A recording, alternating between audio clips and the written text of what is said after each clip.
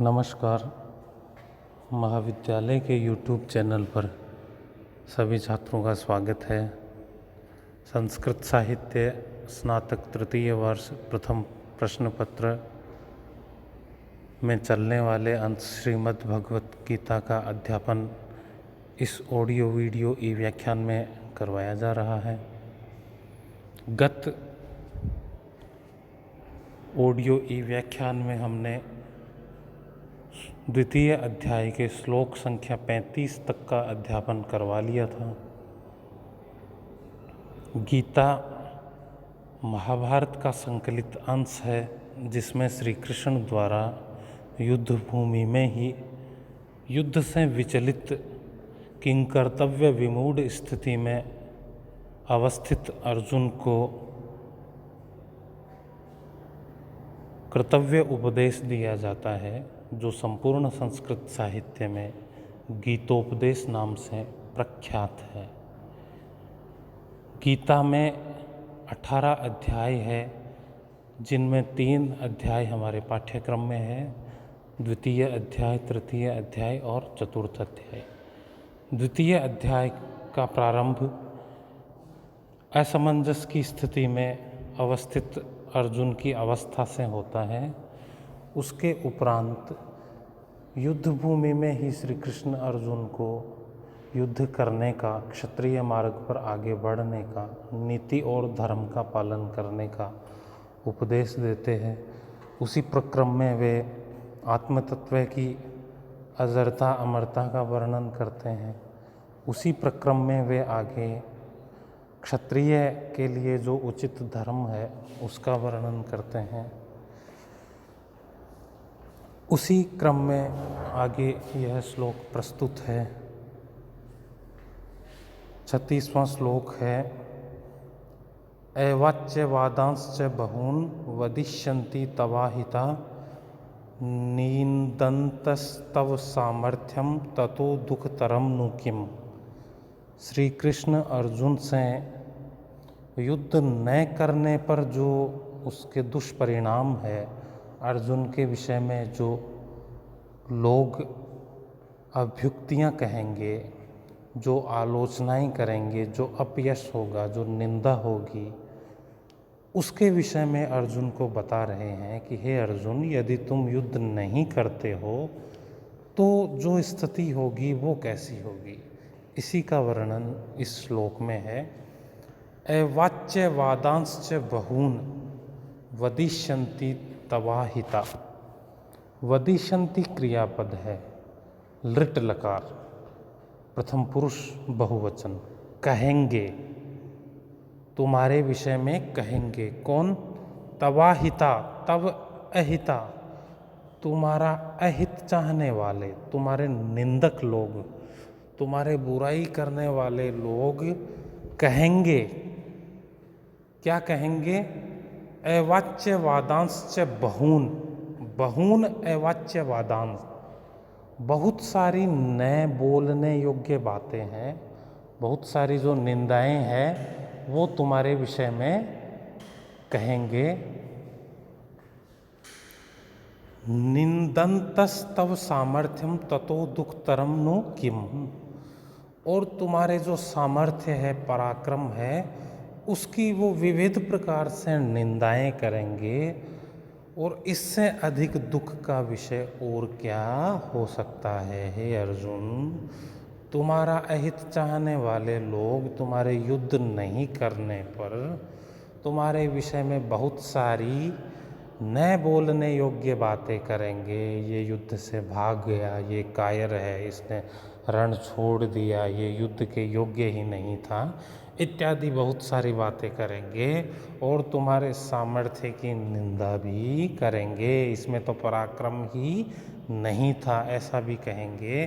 तो उससे अधिक फिर दुखतर क्या होगा।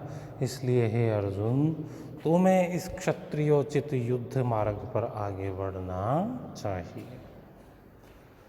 37वां श्लोक है, हतो वा प्राप्स्यसि स्वर्गम जित्वा वा भोक्ष्यसे महीम तस्मादुत्तिष्ठ कौन्तेय युद्धाय कृत निश्चयः।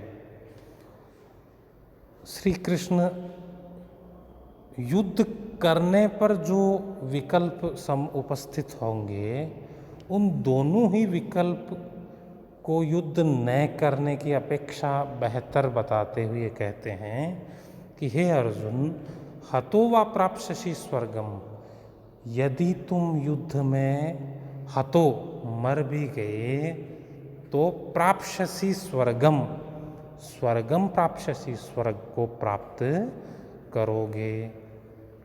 जित्वा वा भोक्ष्यसे महिम, और जीत गए, जित्वा जीत करके, महिम भोक्ष्यसे, इस पृथ्वी लोक को भोगोगे, राज्य को भोगोगे। हे अर्जुन, युद्ध करते हो और आप वीर गति को प्राप्त करते हो तो धर्मानुसार आप स्वर्ग को प्राप्त करोगे, और जीत गए हो तो पृथ्वी लोक के शासन को प्राप्त करोगे।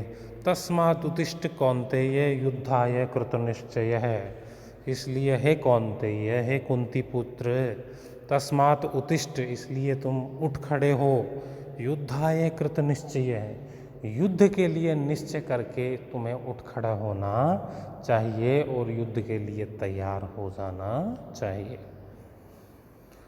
आगे 38वां श्लोक है, सुख दुखे समे कृत्वा लाभा लाभो जया जयो, ततो युद्धाय युज्यस्व नैवं पापम अवाप्स्यसि। इस श्लोक में श्री कृष्ण ने जो पंडित व्यक्ति है, प्रबुद्ध व्यक्ति है, उसके द्वारा सांसारिक जो दृष्टिकोण अपनाना चाहिए, उसे राग और द्वेष दोनों से ही परे रहना चाहिए, अनुकूल और प्रतिकूल दोनों ही स्थितियों में उसको समरस रहना चाहिए, ऐसा उपदेश अर्जुन को दिया है।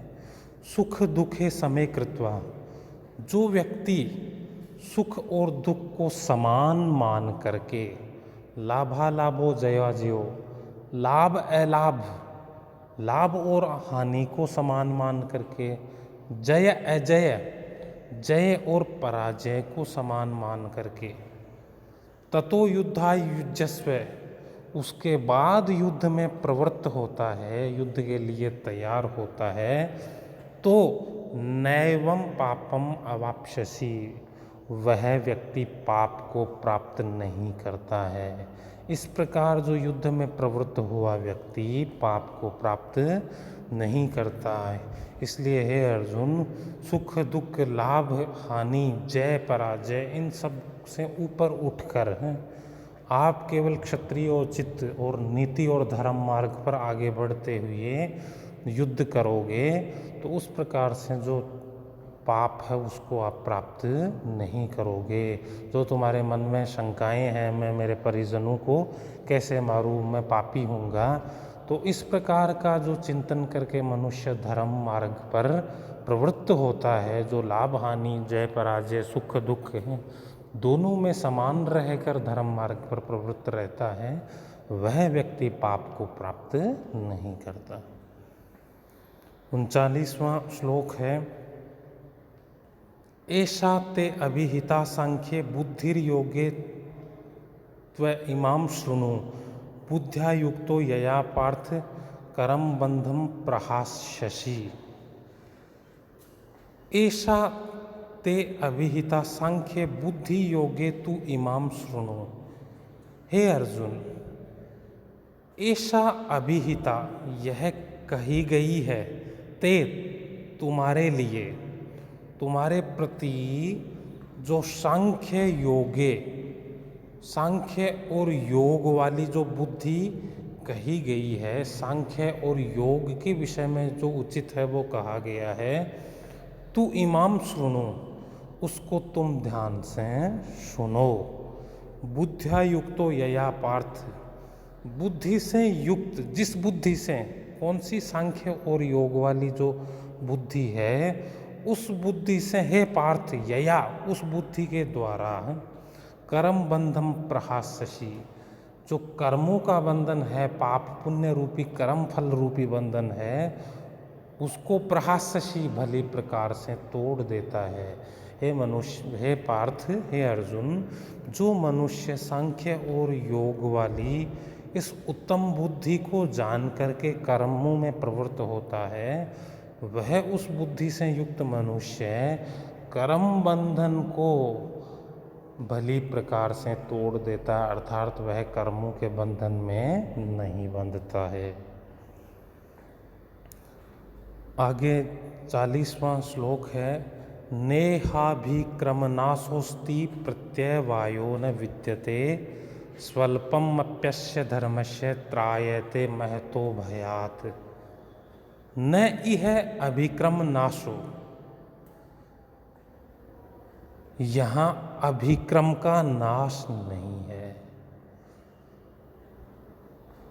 यानी जो श्रेष्ठ है पूर्व में किया गया है उसका नाश भी नहीं है, प्रत्यवायो न विद्यते, और उल्टा फल रूपी दोष भी नहीं है, यानी जो कर्म बंधन रूपी दोष भी नहीं है। हे अर्जुन, इस जो सांख्य और योग वाली उत्तम बुद्धि से यदि मनुष्य कोई कर्म करता है तो वहाँ अभिक्रम का नाश भी नहीं होता है और प्रत्यवायो उसके विपरीत फल रूपी दोष भी नहीं होता है।